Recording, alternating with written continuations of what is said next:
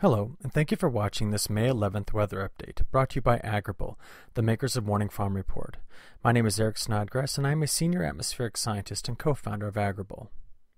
The 2015 plant season was in full swing the week before last, as drier conditions prevailed across much of the Corn Belt.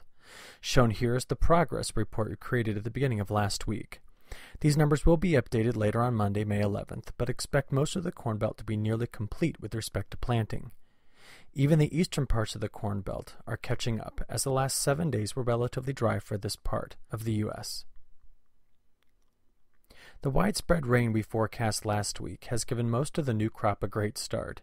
Here is a look at the last 7 days of precipitation, and as the 2015 crop emerges, this rain has been welcomed by most.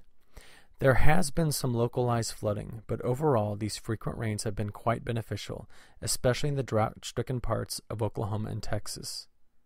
Taking a look at the latest drought monitor from May 5th, we should expect to see some relief in the drought across Texas, Oklahoma, and Kansas. However, the West Coast and the Western Mountains missed out on this rain, which only adds to the ongoing water crisis in the West. As of Sunday night, here's an animation of the national radar provided by WeatherTap.com. The large low-pressure system that has finally moved out into the plains has brought flooding rains to parts of Oklahoma, Texas, and Arkansas, but in nearly every other location, the precipitation has been great for the 2015 crop.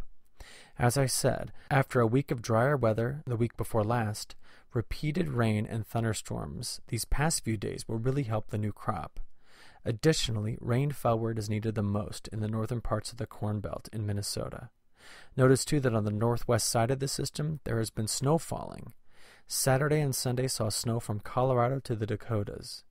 With better than half the crop planted in this region, the snow and cold will impact yields. In addition to the snow, severe weather across the southern plains has been quite active as well.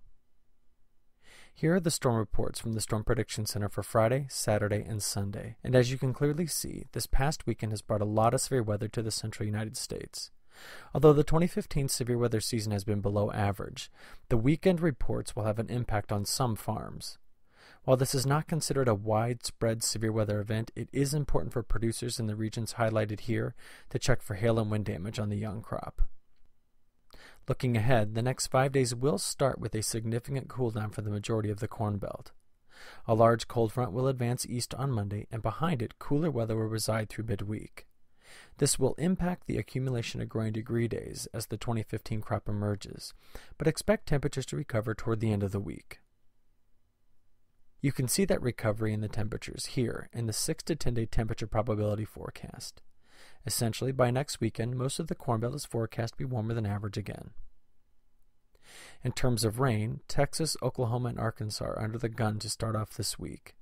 At the start of this animation, we see a large low-pressure system that has been impacting the central United States finally push off to the east.